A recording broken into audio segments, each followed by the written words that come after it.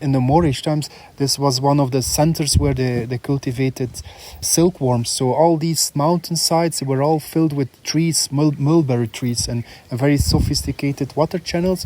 And so now it's like a really poor man's agriculture. They do just growing beans.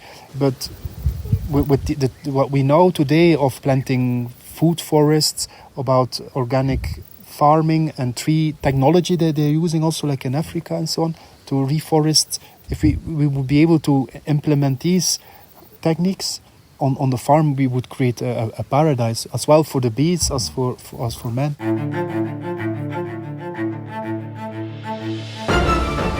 Stick your neck out. The weekly podcast of the Giraffe Heroes Foundation.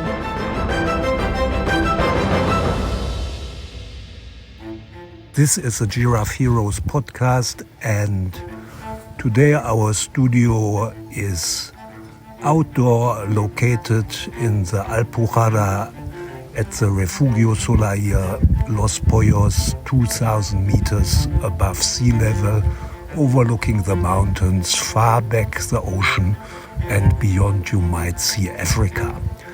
My guest, of course, is Cosco, and Cosco Louis de Cordier, who is instrumental in creating a first European bee reserve, has developed a new old beehive. It looks like an old signpost you find in the mountains, marking the mountain tracks made of stone.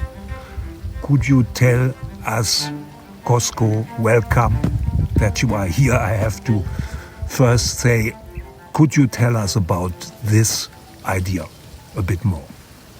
Yes, these beehives are inspired and on the research that's done for sustainable building. So natural houses, also the architecture that's locally built up here. So stone houses, which have very thick walls. We have like a very Mediterranean climate up here, so sometimes even in the winter can be very cold. In the summer it's very hot, but at night, because of the dry air, it cools very down at night. So it's like in the desert, can be very, very cold at night as well. So, and this thing is taken advantage of in the realization of these buildings. In a sense, these thick walls, they heat up during the day, and at night they cool off. So the thickness is related to how far the thermomassa is able to take in the heat, so that it doesn't penetrate all the way to the insides. And when the night comes, it cools off again. And this is what we actually want to apply on the realization and the building of these hives. But then on the inside, you have the Hang on, I would have to interrupt because I'm more of an amateur. How does bee housing and a house for human beings compare so easily? Okay. How do you get that idea? So first I went into the natural bee nests. So bees, for hundreds of million years, their natural habitat was, versatile, but mostly based on hollow tree trunks. They also had rocks, and they had also even open hives without any. But mostly, certainly, bees are very related to a very forest-type environment. That's what's so. The bees are related to forests. Yeah, and how does that compare with signpost or pyramid made of stone? Most of these forests were all cut down, so the environment became less and less forested. Same happened for humans. Like Spain was one forest several thousand years ago, and then they started taking down all the forests. That created a problem for the people as well, so they started building stone houses. In the past, they also built more, certainly in the north of Europe, lots of wooden houses, and then they start building stone houses. Now, beekeepers, they use beehives, very exploitative structures. But for our natural wild apiary, we wanted to build a hive which is as the best conditions for bees to live in. So not trying to exploit the bees by trying to take honey and things, but really make structures that make the bees as comfortable as possible. So coming as close as possible with their natural habitat. So what's the ideal size of the interior, the cavity? So because if you have a too big size, it puts lots of stress on the bees on the aspect of trying to heat it in the winter, this space, or in the summer trying to cool it down. Also on the insulation aspect. So when bees swarm out, they're always going to look for what they are genetically, how to say, known for all these millions of years. That's why it's so difficult to put a bee in an artificial, I'd say, hive, like a wooden box, because bees are a little bit reluctant to enter these things. But most of them do, because there's no other way. There are no options to find something else, because there are no trees anymore and no natural little cavities which match their preferences. And that's exactly what we want to build.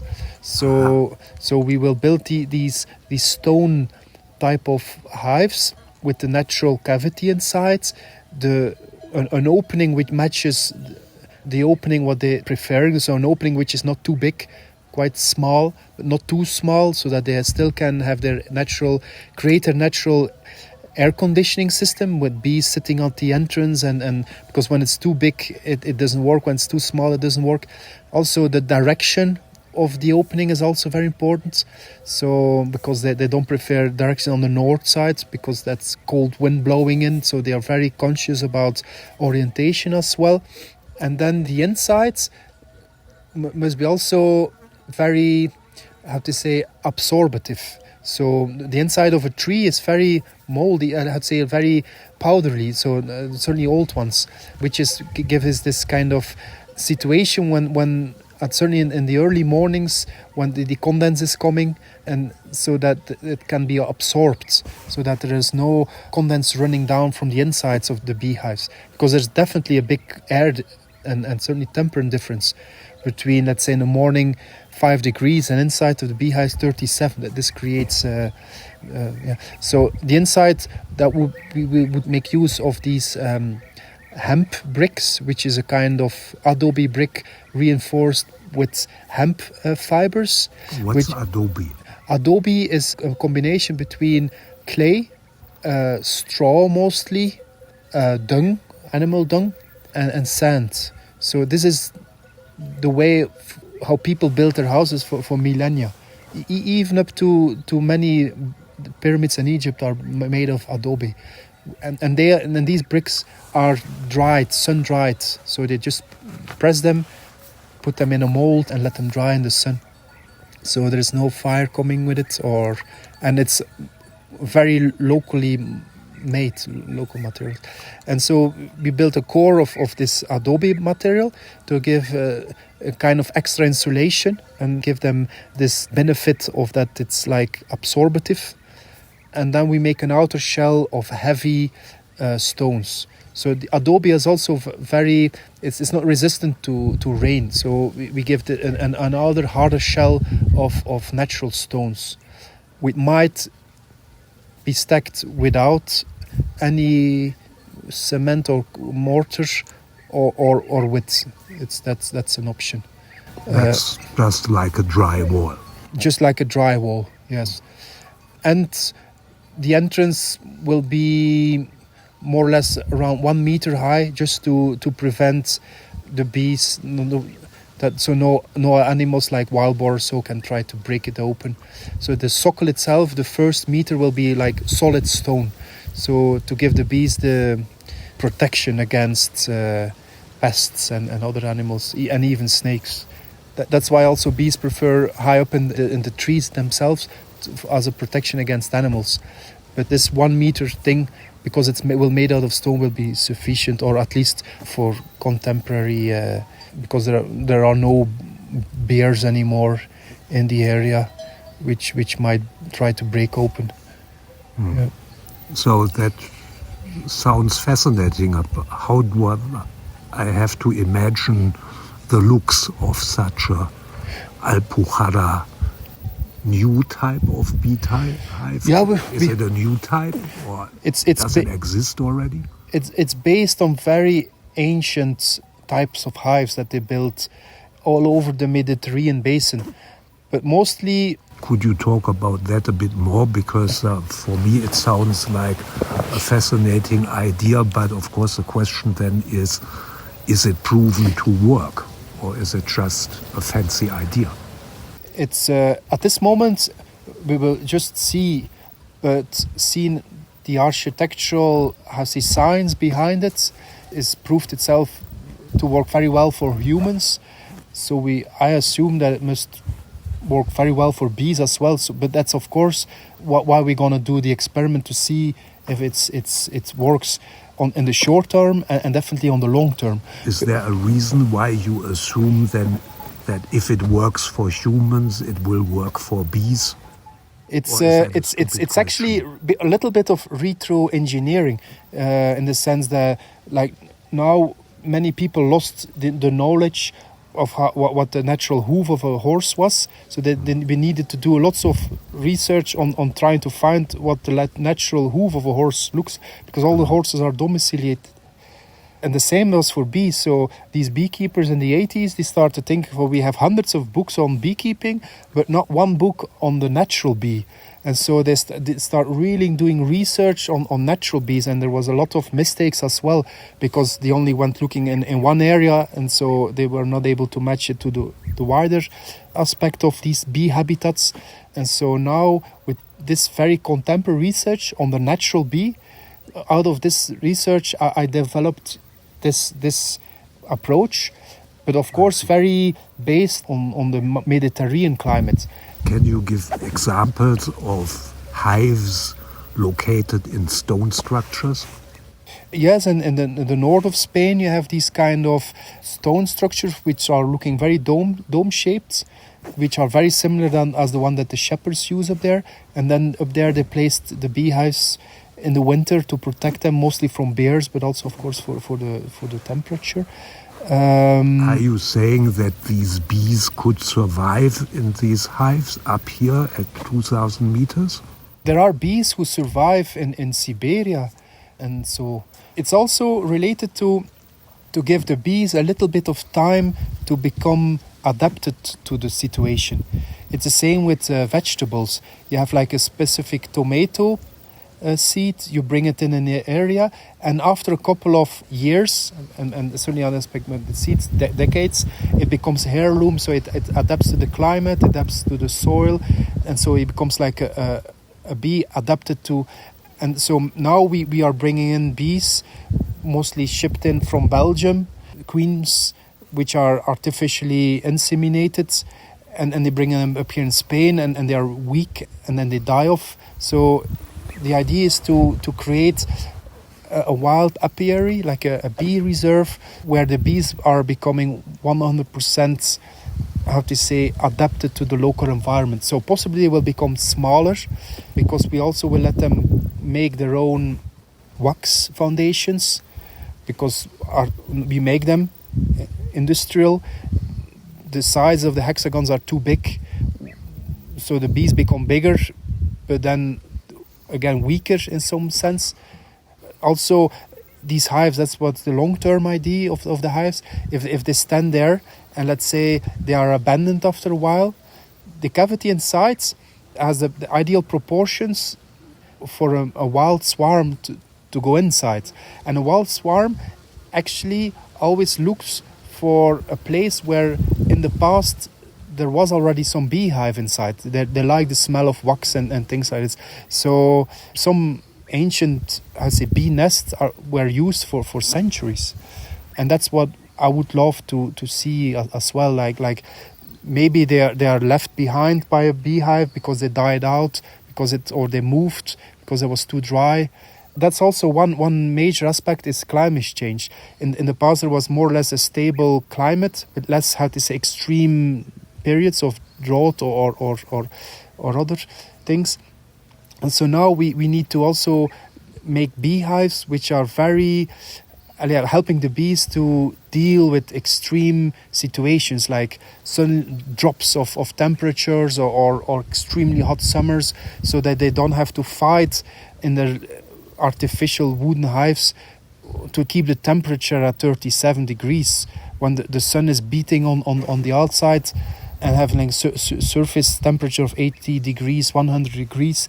It's just a hell inside for them, and not to mention the reverse in the winter. So make some kind of extremely adapted habitats for them, which can weather the contemporary situations. That sounds convincing, as it sounds fascinating. So is it correct that you plan to put the first of these hives up here at Los Pollos? Yes. I have already some normal hives, which I'm at my house, which is in the Contrafesa, 1.5 hours from here, which is also very extreme climate, very dry in the summer. Up here at Los Pollos at 2,000 meters, we have a very hot summer, but temperatures in the winter can go really deep below zero for long areas. So if these hives are going to work up here, then we will have some good proof that they will be able to function other locations as well, even in Northern Europe. So when can I come and look at the first of these ancient innovative structures? Yeah, we had some delay because of the virus, but normally... So human beings also should have a new hive. Yeah, definitely. It's very similar. The bees, they have the varroa, and so now we have the corona. So, but normally next spring, yes, we will be up and building the first models.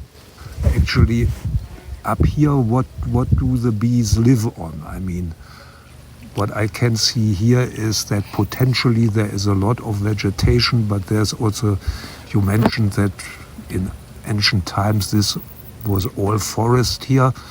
Since we also have an issue with trees, do you think we could, or one could actually bring in some type of reforestation project here, at least on a pilot project scale?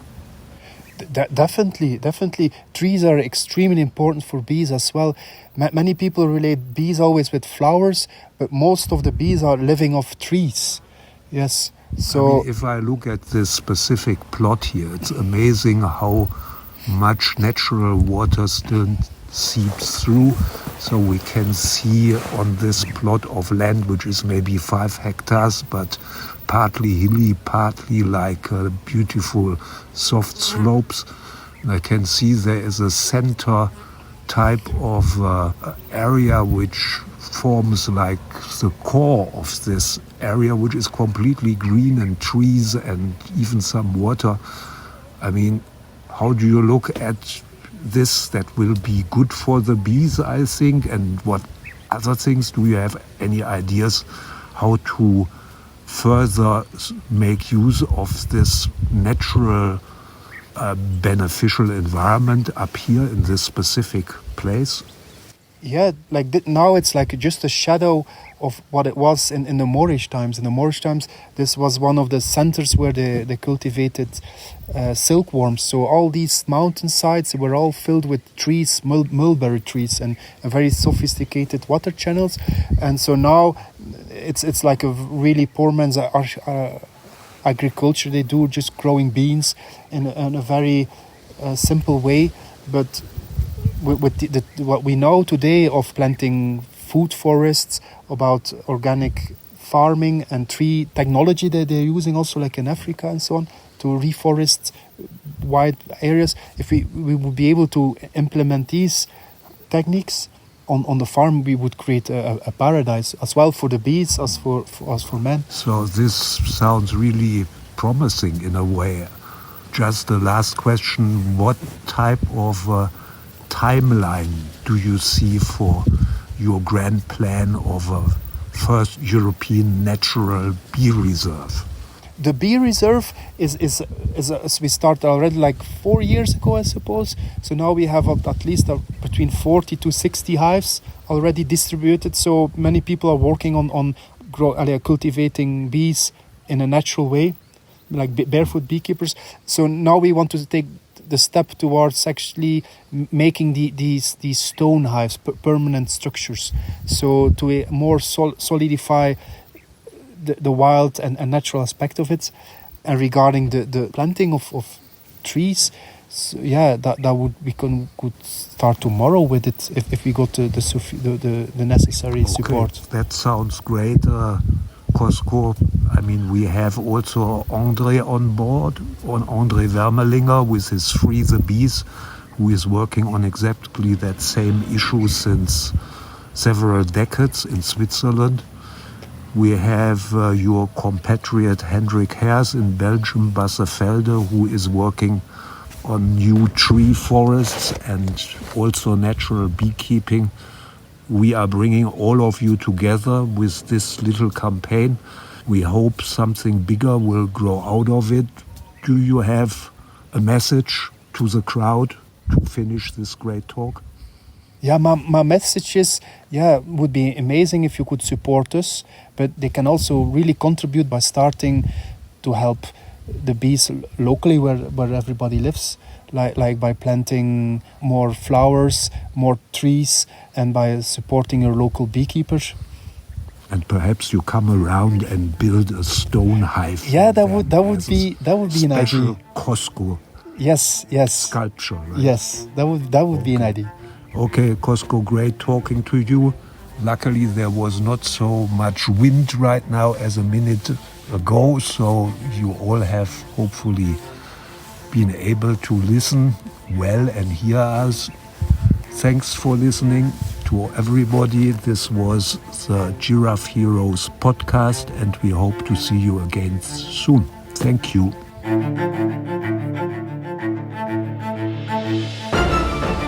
Stick Your Neck Out, the weekly podcast of the Giraffe Heroes Foundation.